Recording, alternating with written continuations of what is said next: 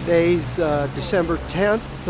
Earlier today, President Obama gave a speech accepting the Nobel Peace Prize. And today is Human Rights Day, December 10th, 61 years ago. It's a Declaration of Human Rights. And today a hardy group of Minnesota activists are in front of the U.S. courthouse here in Minneapolis protesting our governmental policy of torture and rendition. And are asking the U.S. Justice Department and justice officials to hold public officials accountable for their actions while they were in government that enabled the torture. So why are you at the protest here today? I'm here for several reasons. One is that I'm morally opposed to the use of torture, but I'm also here for practical and political reasons that I don't think it works. I think the information that is gathered through those kind of coercive means is questionable at best, and so I don't think it's helpful for our policy as well. But I think it's really important that American citizens speak out and lend their voice to the rest of the world saying we have to stop this policy. And I want to encourage President Obama to follow through on his verbal commitments to end the imprisoning of people in Guantanamo, but also in Bagram and other places around the world. I want our whole policy to change, and that's why I'm here to try to lend my voice to others calling for an end to this policy. Protest against the fact that we're not bringing the people that have devised these torture practices in the United States at the highest levels of government. We haven't brought them to justice. I'm here primarily because I'd like to have our government accountable for the things that it does in the name of justice and keeping enemy combatants, as we so righteously call our fellow human beings. And I'm most implicitly against torture and the serious nature of that, how it actually hurts our democratic agenda in promoting peace throughout the world, even with a heavy hand. I'm a former officer from St. John's, and we were taught by the UCMJ to never torture.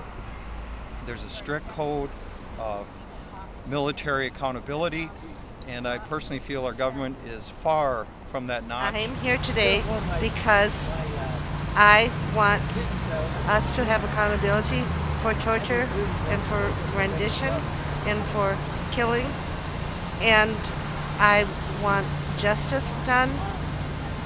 And being a United States citizen, I am also complicit with this, and I don't like being complicit, and so I intend to make a confession that I am complicit and guilty along with my government. That's why I'm here. It's Human Rights Day, and so symbolically it's a great moment to ask our federal authorities to do their job. The torture statute is a federal statute. It actually was investigated by the FBI. In 2002, 2003, the FBI began a war crimes file. So all we're asking is for that file to be reopened. The Bush administration made the FBI close its file, and they have a war crimes file. They should have kept it open. The prosecutors then should use that evidence to prosecute those officials that ordered torture to occur. I'm here today because our country has engaged in acts of torture, and the people responsible for these acts of torture have still not been charged with any crime or prosecuted, and the statute of limitations is running out.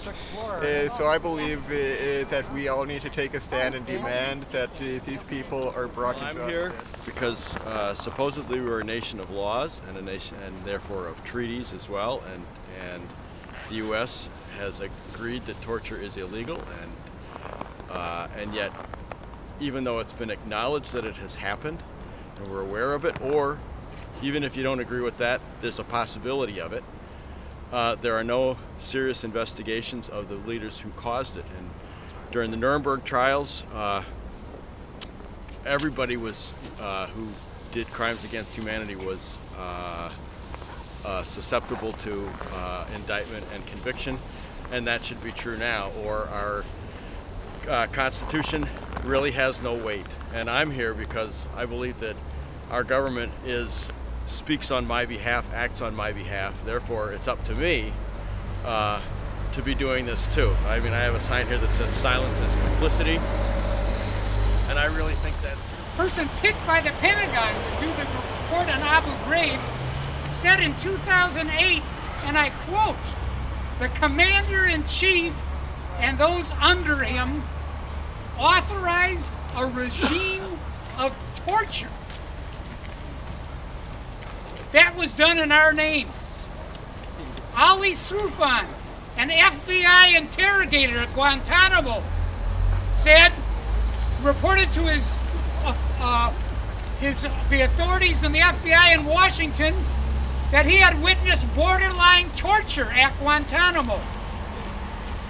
Susan Crawford, the convening authority of the Military Commissions Tribunal, appointed by Bush, said that we tortured Katani, and that's why she wasn't letting the prosecution go forward.